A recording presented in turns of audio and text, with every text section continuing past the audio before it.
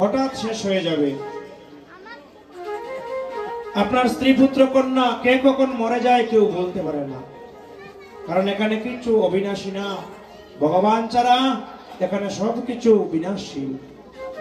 তাই ভগবান বললেন, তুমি যাকে আশ্রয় করে সুখ চাইছো সে নিজেই তো স্থায়ী নয় এই সংসারে। সুখের আশায় যাকে আঁকড়ে ধরেছো সে নিজেই নিজের খবর জানে না, সে তোমাকে কেমন করে সুখী করবে।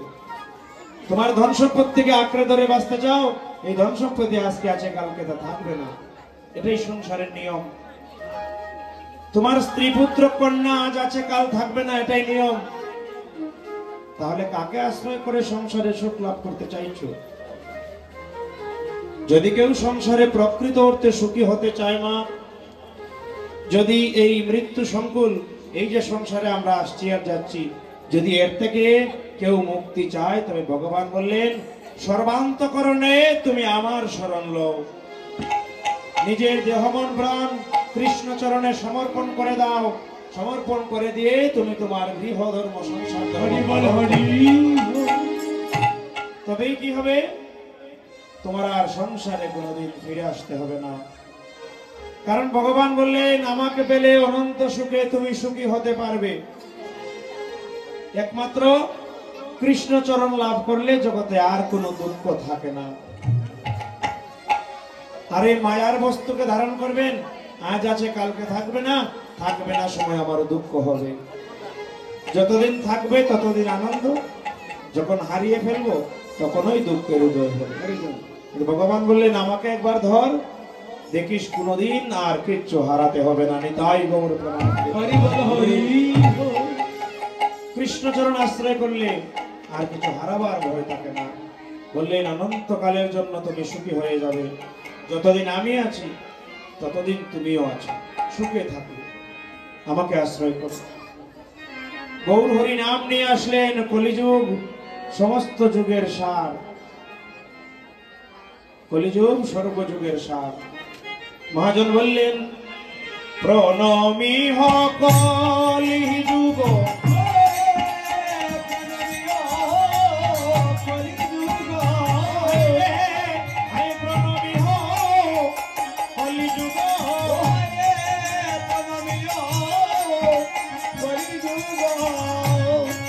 সর্বযুগ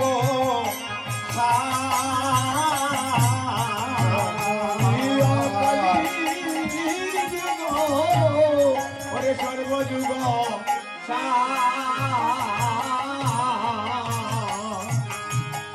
হাইরে হরিনাম, হরিনাম মহামন্ত্র যাহাতে প্রচার,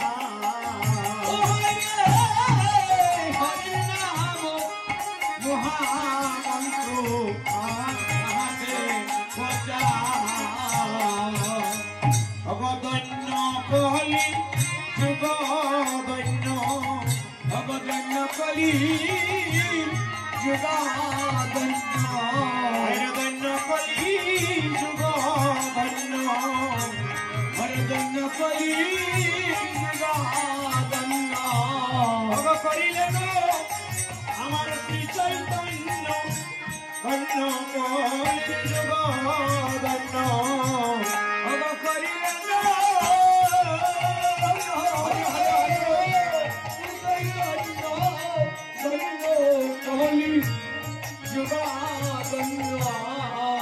মহাজন বললেন প্রণমী হ কলিযুগ সর্বযুগ সার।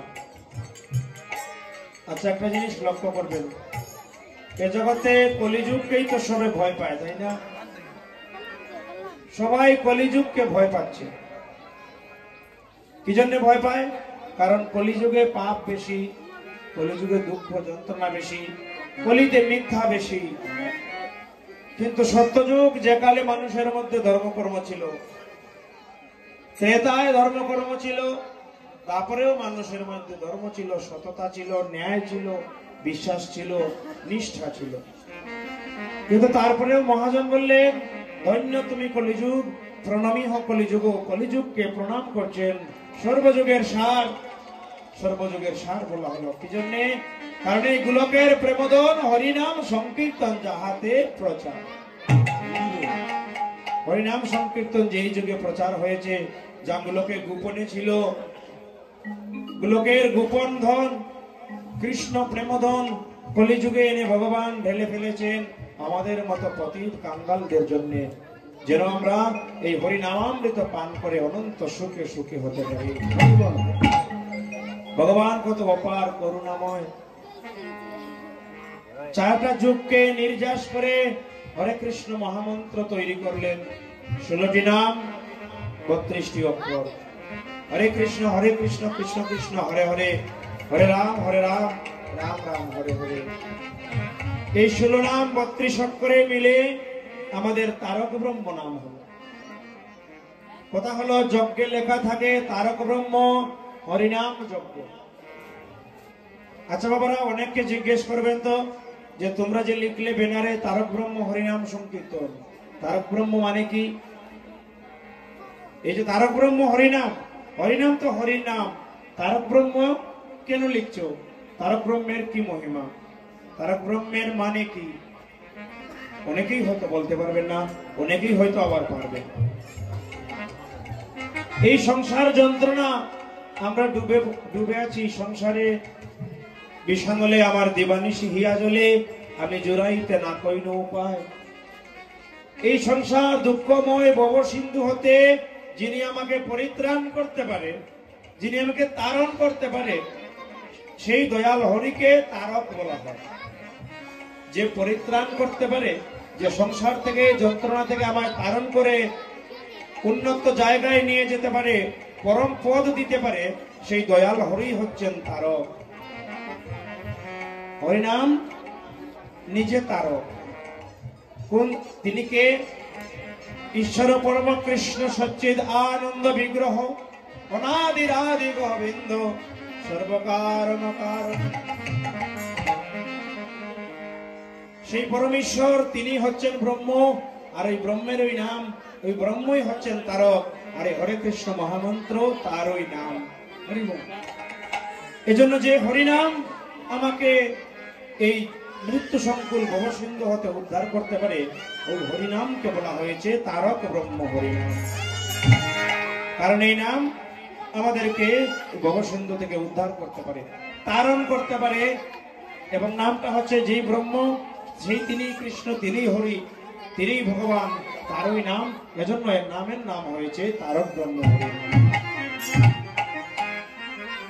সত্য ত্রেতা দাপর 3 যুগকে কি বলবো, দধি মন্থন করতে করতে মাখন উৎপত্তি হয়। হ্যাঁ, দধি মন্থন করলে মাখন হয়। ভগবান গৌর হরি বিগত 3 যুগকে মন্থন করলেন। বিগত 3 যুগকে মন্থন করে যে মাখনটা পেয়েছেন, সেটাই হচ্ছে হরিনামামৃত রস। হরি বল হরি। সত্য গেল, ত্রেতা গেল, দাপর গেল, 3 যুগের ভজন মিলিয়ে, 3 যুগের নাম মিলিয়ে হরি রাম কৃষ্ণ সকলকে মিলিয়ে নিয়ে এসে আমাদের কলিযুগের জন্য হয়েছে হরে কৃষ্ণ কৃষ্ণ কৃষ্ণ হরে হরে, হরে রাম রাম রাম। মহাজন বললেন ভগবান 40টা গাছের ছাল ছাড়িয়ে একটা ঔষধ, একটা পাচন তৈরি করেছেন আমাদের জন্য।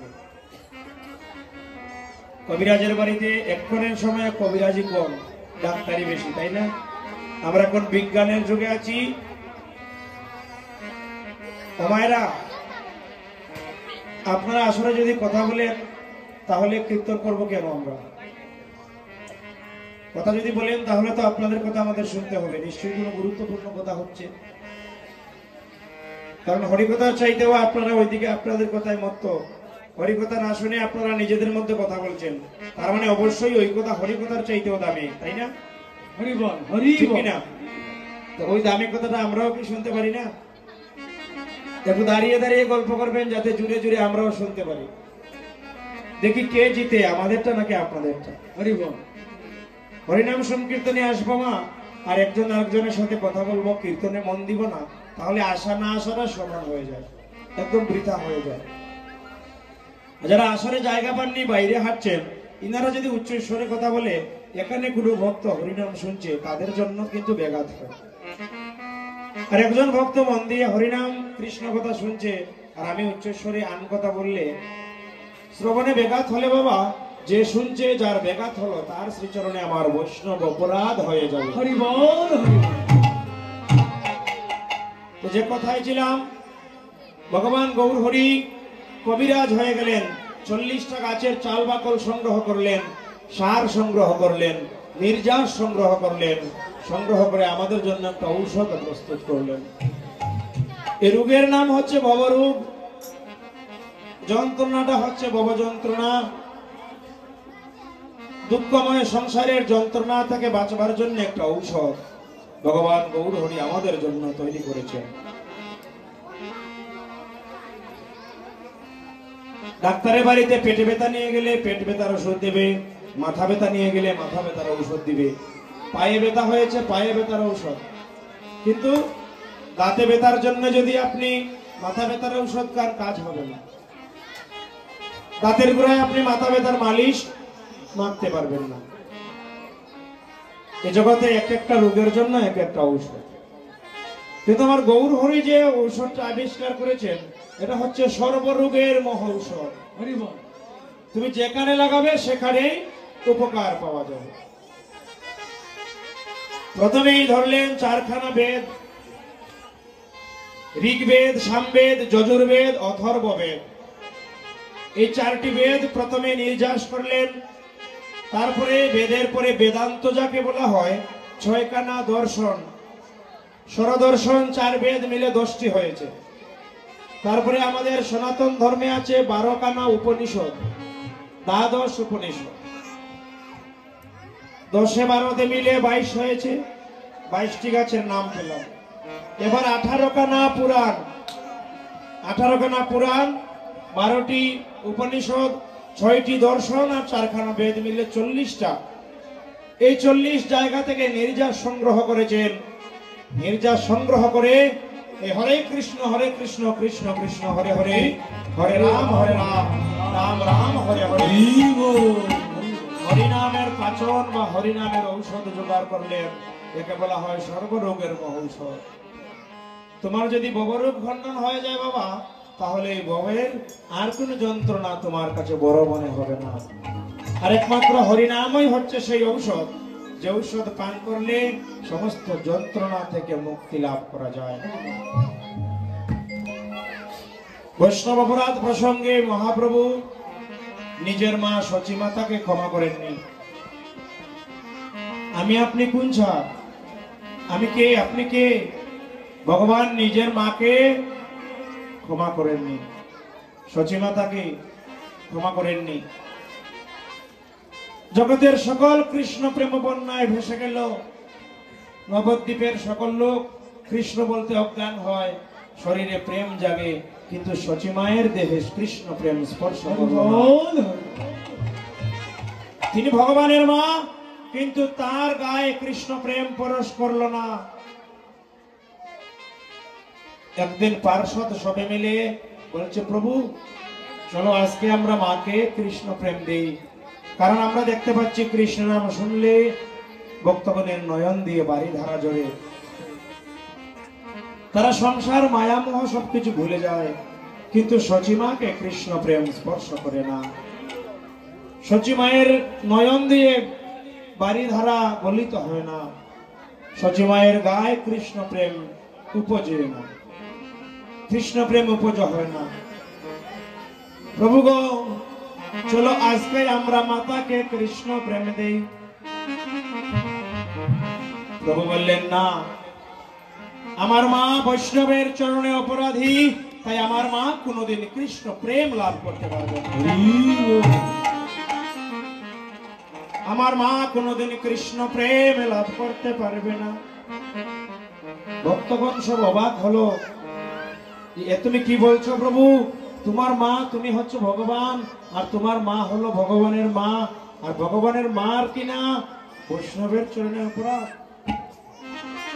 তোমার ভক্ত হলে পরে মানুষ বৈষ্ণব হয়, আর ভগবানের মা ওই ভগবানের ভক্তের চরণে অপরাধ। প্রভু আমরা মেনে নিতে পারছি না।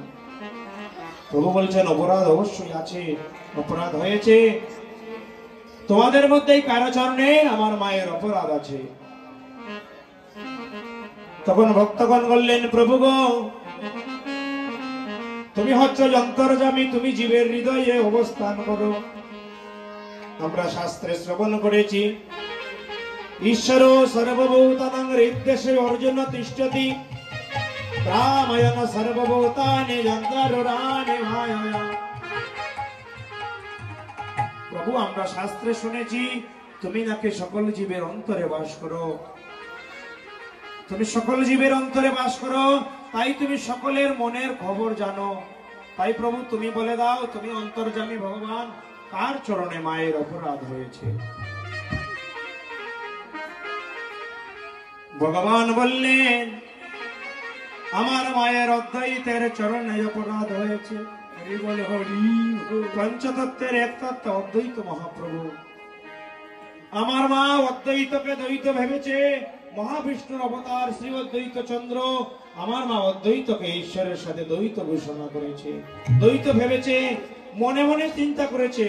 এই যে ভগবান অন্তর্যামী, আমরা মনে কর্ম করি, বাক্যে কর্ম করি, হাত পায়ের দ্বারা কর্ম করি, মনে মনে মা অদ্বৈতকে অবহেলা করেছেন, অদ্বৈতকে দ্বৈত ভেবেছেন। ভগবান বলেছেন, আমার মায়ের তার চরণে অপরাধ হয়ে গেছে। তাই হরি বল হরি। প্রভু এখন এর সমাধান কি? অদ্বৈত প্রভু বলছেন, প্রভু গো, প্রভু তুমি আমায় অপরাধী করো না। এ জগতে তোমার যিনি মা, তিনি তো আমারও মা। আর মায়ের কিভাবে সন্তানের চরণে, সন্তানের চরণে তার কেমন করে অপরাধ হতে পারে? ভগবান বললেন, আমি আপনি আচরি ধর্ম জীবকে শিক্ষা দিবার জন্য অবতীর্ণ হয়েছি। আমাকে দেখে মানুষ শিখবে। আমি যদি পক্ষপাতিত্ব করি, আমার মায়ের বেলায় এক আইন আর আমার কাকিমার বেলায় যদি আরেক আইন করি, তাহলে আমি কেমন ভগবান হব? আমি কেমন ভগবান হলাম? ভগবান নিরপেক্ষ, ভগবান কারোর প্রতি পক্ষপাতিত্ব করেন না। ভগবানের কাছে জগতের সকলে সমান, কিন্তু এর ভিতরে কেউ প্রিয় হয়, আবার কেউ অপ্রিয় হয় তার চরিত্রের কারণে। কেউ ভক্ত হচ্ছে, ভক্তকে ভগবান বেশি ভালোবাসে, আর কেউ চুর ছেঁচড়া বাটপার হচ্ছে, প্রতারক হচ্ছে, ভগবান তাকে ভালোবাসবে? ভালোবাসবে না। ভগবান বললেন, জগতের সবাই আমার কাছে সমান, কিন্তু মানুষ তার চরিত্রের কারণে কর্মফল ভোগ করে, দুঃখ ভোগ করে। তোমার কর্ম যদি ভালো হয় মা, অবশ্যই ভগবান বলেছেন তোমার জীবনে দুঃখ আসবে না। সৎকর্ম করে যাও, দুঃখ তো কর্মের ফল। তোমার কর্ম যদি ভালো থাকে, আজকের কর্ম ভালো হলে আগামী দিন তোমার ভালো যাবে। আজকে দুঃখ ভোগ করছো, এ তোমার বিগত দিনের কর্মের ফসল। বিগত দিনের পাপ, বিগত জন্মের পাপ, পাপ রাশি জমা হয়েছে, জমা হয়ে আজকের দিনে আমায় দুঃখ ভোগ করতে হচ্ছে। কিন্তু আজ থেকে যদি আমার কর্ম ভালো হয়ে যায়, আমি যদি ভগবানের ভক্ত হবার চেষ্টা করি, আমি যদি মানুষের সাথে সুন্দর ব্যবহার করি, আমি যদি সদা সত্য কথা বলি, তাহলে আমার ভবিষ্যৎ অবশ্যই উজ্জ্বল হবে, সুন্দর হবে। এমনকি একদিন আমি গোবিন্দ চরণে লয়ে প্রাপ্ত হতে পারি। ভগবান প্রকৃত স্পষ্ট করে বলেছেন, ভগবানের কথাও কোনো ভাইজি নাই, হ্যাঁ, কথার মধ্যে কোনো সন্দেহ নাই। সন্দেহ যদি করি, তবে সেটা আমার অপরাধ। যেমনটা সচিমা অদ্বৈতকে দ্বৈত ভেবে তার চরণে অপরাধী হলেন। মহাপ্রভু বললেন, আমার মা সচিমাতা, ওই সচিমাতা গিয়ে যদি অদ্বৈতের চরণ ধরে ক্ষমা না চান, তবে আমার মায়ের যে কোনোদিন বৈষ্ণব অপরাধ থেকে মুক্তি হবে না। হরি বল হরি। বলছেন অদ্বৈতের চরণ ধরে ক্ষমা চাইতে হবে, বৈষ্ণব অপরাধ থেকে মুক্তি দিতে হবে। কিন্তু অদ্বৈত প্রভু তো মহান। মা যখনই অদ্বৈতের কাছে গিয়েছেন, অদ্বৈত আগে মায়ের চরণে পড়েছে, আগে মায়ের চরণে প্রভু পড়েছেন। বলছেন, মা দাঁড়াও। প্রভু যতই বলুক না কেন মা, কোন মায়ের কোনদিন সন্তানের চরণে অপরাধ হতে পারে না। মা যাও, আমরা তোমাকে সকলে আজকে কৃষ্ণ প্রেম বন্যায় ভাসিয়ে দিব। এহেন বৈষ্ণবের এত গুণ। ভগবান বলেছেন, বৈষ্ণব চরণে তার মায়ের পর্যন্ত অপরাধ হয়ে যায়। তাই তো শাস্ত্র বলে, মহাজন বললেন, এহেন সংকীর্তন যজ্ঞে যেখানে বৈষ্ণবের সম্মেলন হয়, এই হেন যজ্ঞে যেখানে ভক্ত বৈষ্ণবের আগমন হয়, ওই ভক্ত বৈষ্ণবের আগমন স্থলিতে তোমরা যাবে, সেখানে গিয়ে ভক্তের চরণধুলির উপরে ঘোরাঘুরি যাবে, ভক্তের অঙ্গে পরশ পাবে, ভক্তকে আলিঙ্গন দেবে, ভক্তের মুখের উচ্ছিষ্ট প্রসাদ পাবে, ভক্তের চরণ ধৌত করা জল খাবে, আর ভক্তের চরণধুলি তোমরা গায়ে মাখবে। এই বাসনা নিয়ে এই হরিনাম যজ্ঞে এসেছি বাবা, তাই আমায় দাও দাও তোমাদের সবের চরণ দোলে, দাও দাও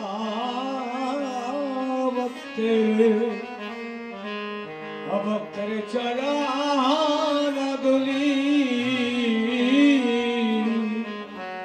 দাও দাও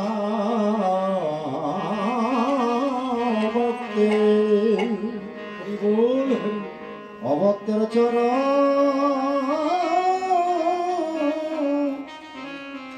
দুলি অঙ্গে মাখো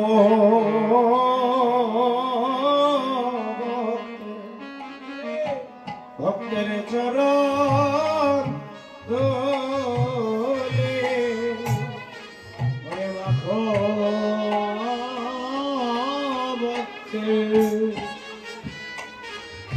ভক্তের চরণ দুলি, হয় আমার তাপি দেবরা, হয় আমি শীতল করি,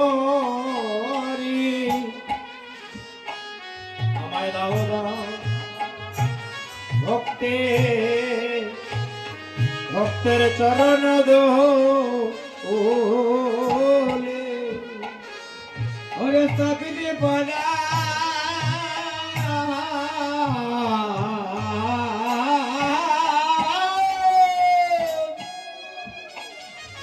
ওরে তাপিতে পড়া,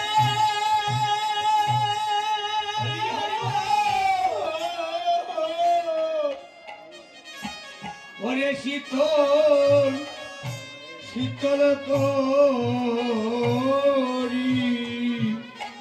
দাও দাও দাও দাও ভক্তে অভক্তের চরণ দুলি, আমার তাপি দেবরা, হয় আমি শীতল করে, দাও দাও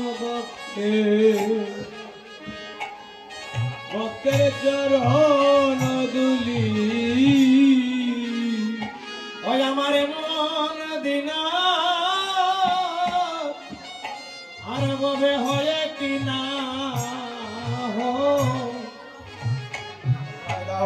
দাও দাও ভক্তের চরণ দুলি, ভক্তে ভক্ত করি আমরা করি কুলা কোলে, আমার দাও দাও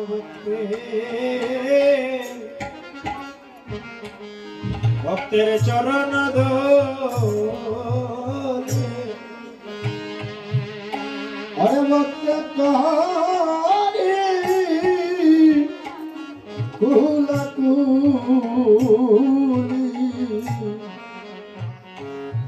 अरे दाओ दाओ वक्ते अवक्तर चरण चरण दुली,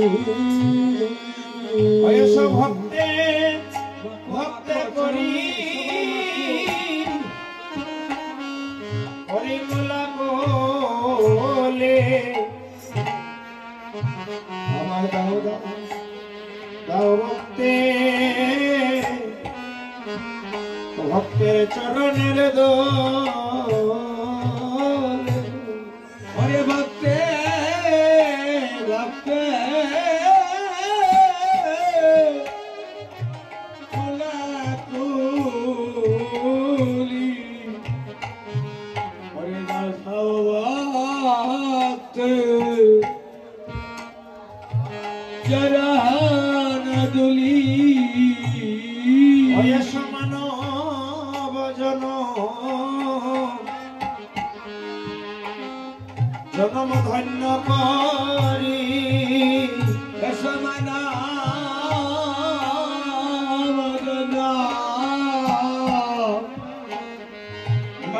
দৈন্য করি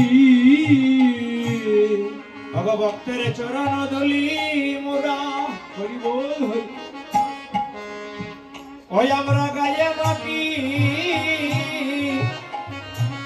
ওই সমান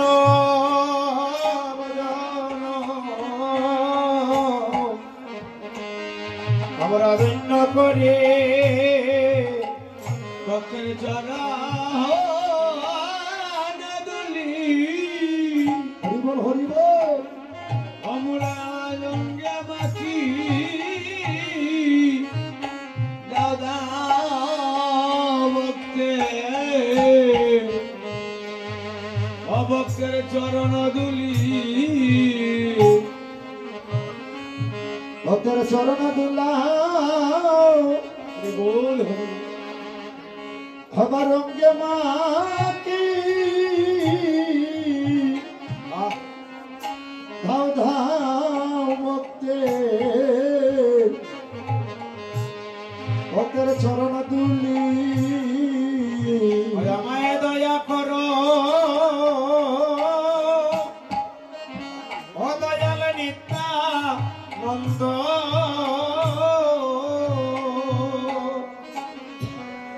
ও ভগ প্রেমানন্দ সুখী ওই আমার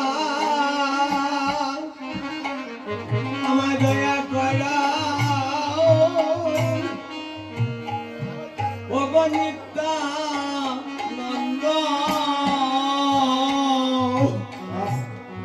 ও হায় রে প্রেমানন্দ সুখী ওই আমায় কৃপা বলো ওরে লোকন করো ওরে আমি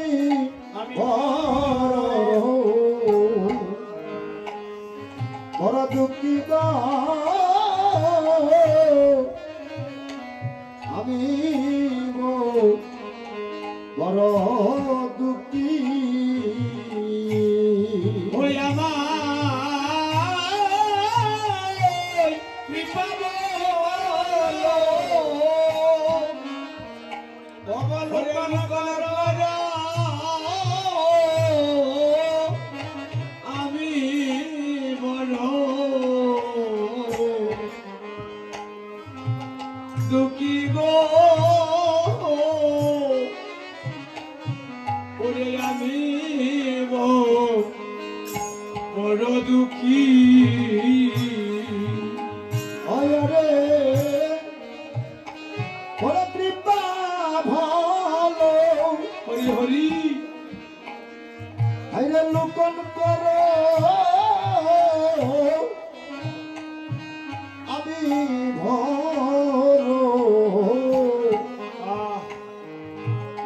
বড় দুঃখী গো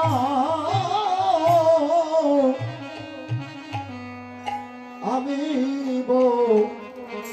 বড় দুঃখী ও প্রভু গো সবাই আমার মতো দুঃখী আর কেহ ও প্রভু গো আমার মতো দুঃখী ববে আর কে না আহারে আমার মতো দুঃখী এইভাবে আর কে না প্রভু গো আমার মতো দুঃখী ববে আর কে না হয় আমায় দয়া করো আয় হে দয়াল নিতাই হয় আমার মতো দুঃখী আর কে